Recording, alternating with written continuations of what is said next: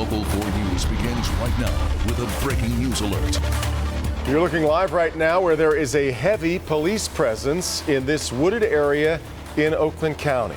Good to have you with us. It tops our news here at 11. It appears that police are conducting a search there. Right now, the crime tape and lights at the scene are set up behind a plaza near Grand River and Hagerty in Novi. Jermont Terry is live there with more on what's going on. Jermont.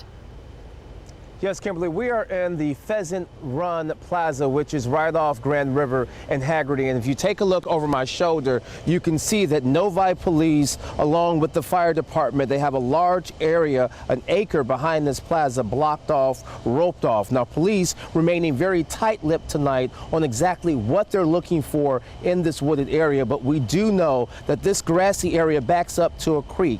Now, when we started out here today, we know that they started right before sunset, and here it is 11 o'clock and they are still out here. They brought lights out to canvass this brush. Investigators have been in the area for, as I mentioned, a couple of hours searching, but they won't say exactly what they are searching for. Those working in the nearby businesses tell me that they have been advised that they should just simply go on as business as usual, giving them indication that there's no threat to the public. But this strong police presence and the fact that there's such a large area that they're searching and that they have roped off is proof that this is a very serious investigation. Now, if you come back out here live, investigators just went further down into this ravine and or this wooded area again that backs up to the creek.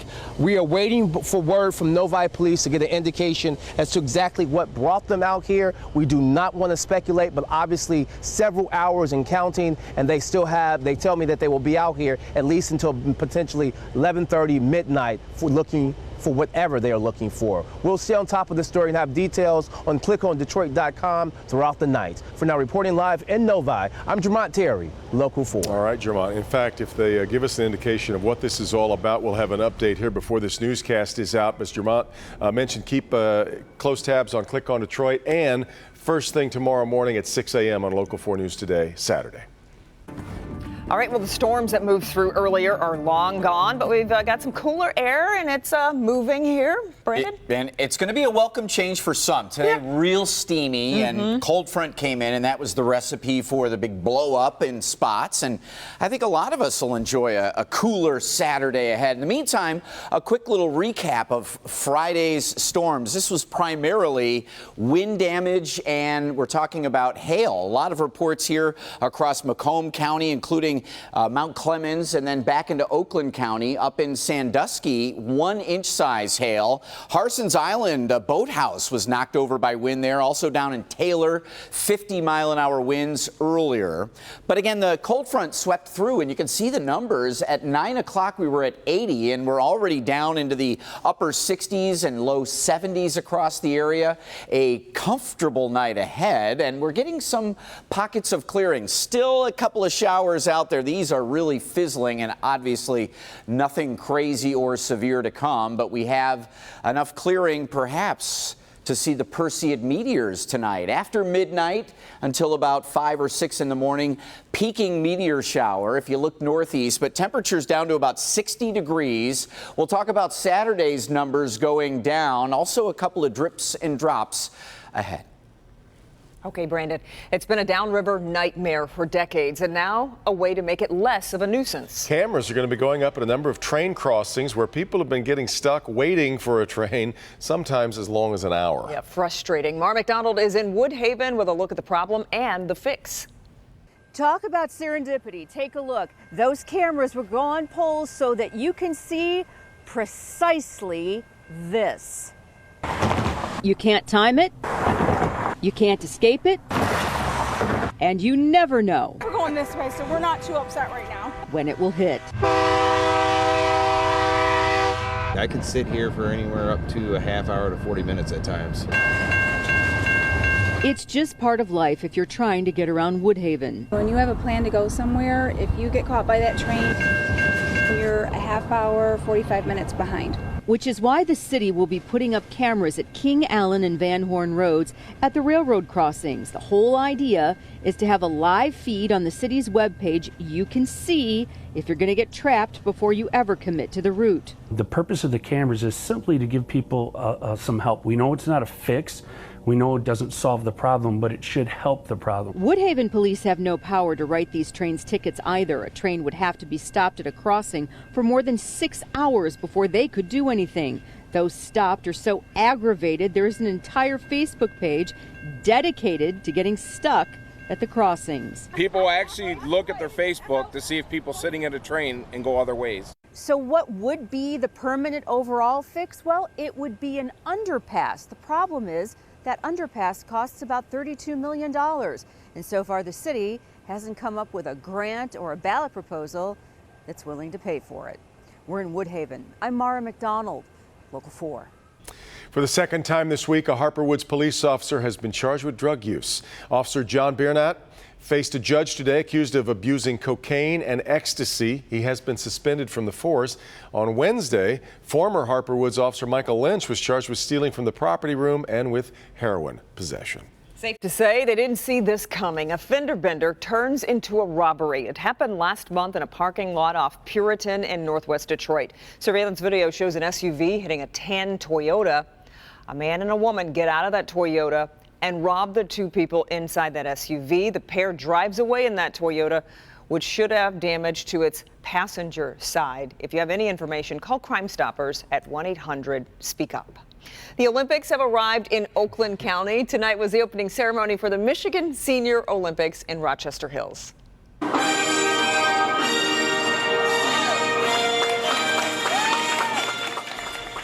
Over the next week, more than 800 athletes are going to compete in events like cycling, powerlifting, softball. There is a 102-year-old who is going to compete in track and field. How about that? Best of luck to all the athletes. Yep. Looking good. All right, Taylor Swift scores a win in the widely publicized trial involving a radio DJ she claims groped her. What a judge decided she could not be held liable for coming up. Also, a wild ride that was caught on camera. Whoa, whoa, whoa, what the? Whoa, whoa, whoa. You'll see a bad case of road rage through the eyes of this motorcyclist who also happened to help police track the driver down. But first, putting future cops in the virtual line of fire before they face real life or death situations. Put the hammer down, let her go. Put the hammer down now. See how cutting-edge technology is preparing them for life on the streets. And we continue to follow the breaking news in Novi, where quite a police presence is developed tonight. They're investigating in a wooded area near Grand River and Hagerty. They've been searching for several hours now in these woods, and as soon as we learn more about what it is they're seeking, we'll pass it along. You probably see them all the time. The Ninja Coffee Bar. Futsuki. Copper Chef. Flex Tape. Pocket Hose Ultra. But do they really work? No oil. This could be really bad. We're putting them to the test to see which one works better. All week long, as seen on TV products, put to the test on Local 4 News today. See if they're worth your money or just a waste of space. Does Flex Tape really work? We're testing it Monday at 6 a.m. Detroit mornings start here from 4:30 to 7 a.m. See what's happening.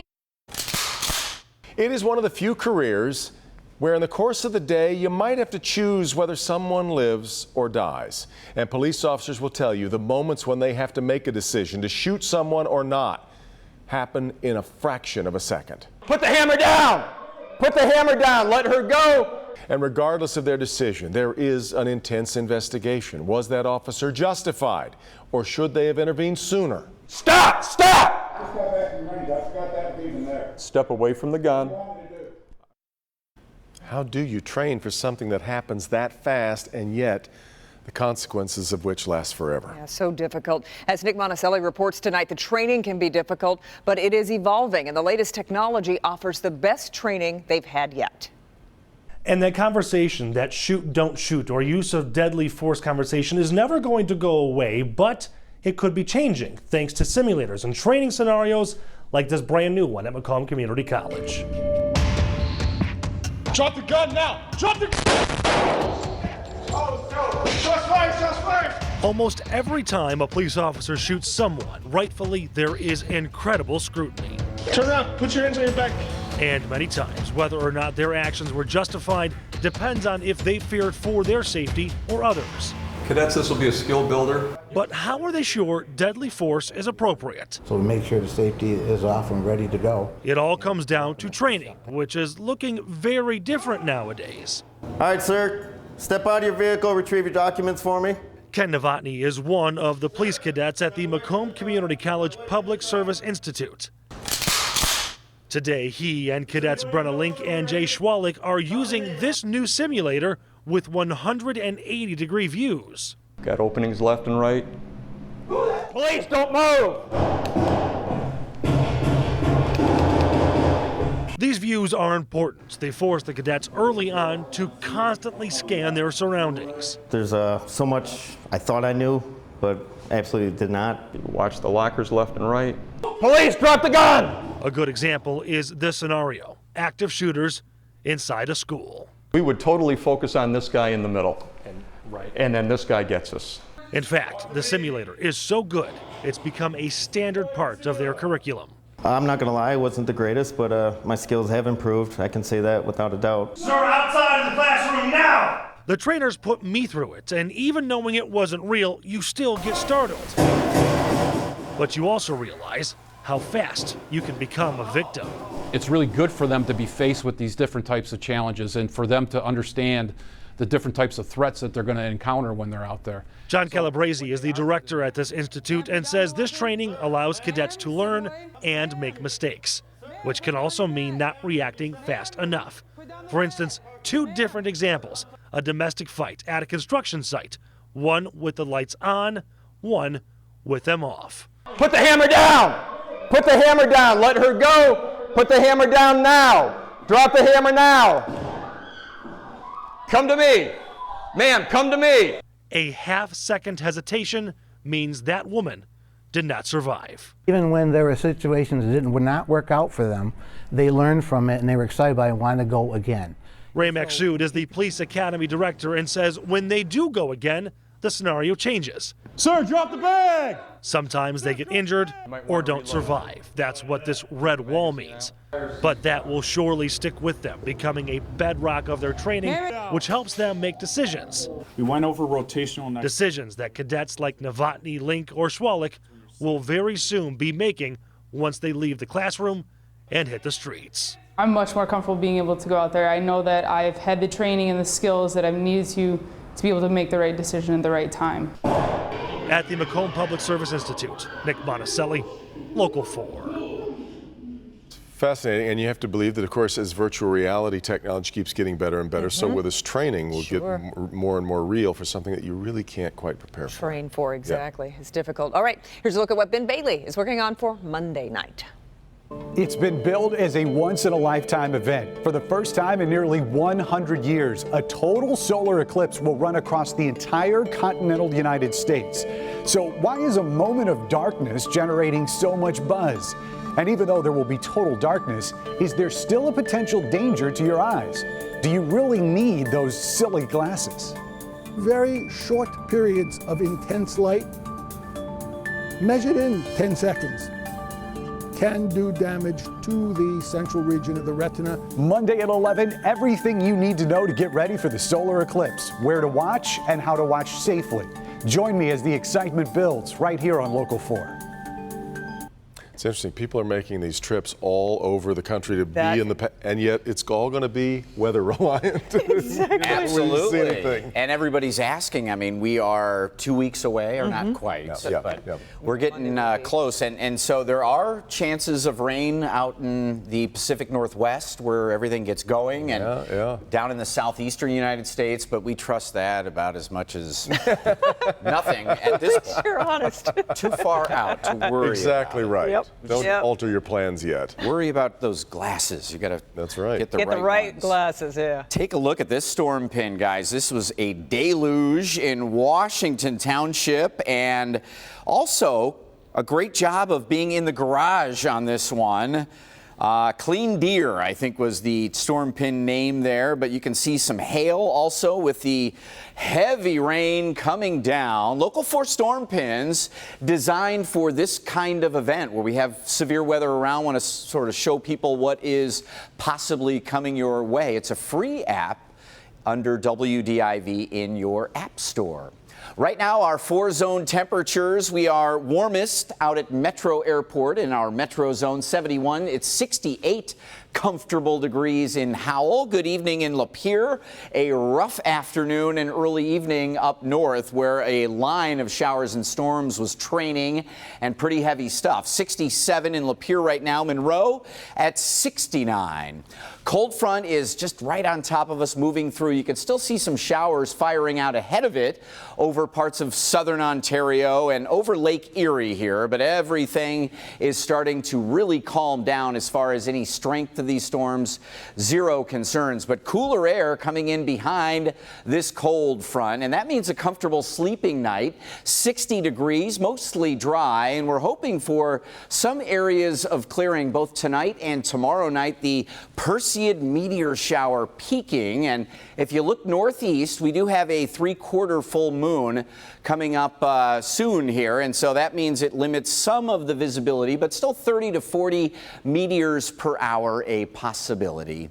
As we look into tomorrow, again, cooler air. It is going to promote cloud cover, only partly sunny, 70 to 75 degrees through the afternoon with some spotty afternoon sprinkles. We're not worried about anything ruining your plans out there tomorrow, but here's 2 o'clock tomorrow afternoon. You can just see these little speckles and freckles of very light stuff coming and going in about 5 minutes. So you won't have to worry too long, but certainly think that Sunday is the better of the 2 weekend days, and near 80 degrees Sunday, Monday. We warm it up again next week. Most of the week looks very dry, including Thursday. We've put a rain chance on there because we think late Thursday into Friday there'll be more showers and storms. That's another week that we go. Yeah, without a really a good dousing. Yeah. Been dry. Yeah. Yep. Yes. You're holding up really well for this time of night, buddy. Really well done. Yeah, and that's it done. Don't speak too soon. All right, Brendan, thank you. Well, you've heard not to drink the water and that the tray tables are really filthy, but now there's something else to avoid on your next flight. And a motorcyclist takes matters into his own hands after witnessing a hit and run. The incredible video he shot next. Got his 2003 GSX-R motorcycle.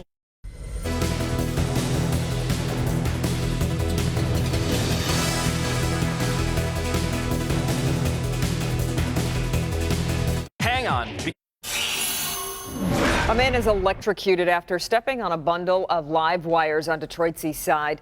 Neighbors found the man burning after noticing smoke and fire behind a garage. Officials are still trying to identify the victim. Man who shut down I-75 for hours in Monroe County is now charged with a number of felonies. 37-year-old Juan Colon is accused of leading police on a chase from Pontiac down to southern Monroe County and then engaging in a standoff with police in the middle of the highway, being held on a $250,000 bond.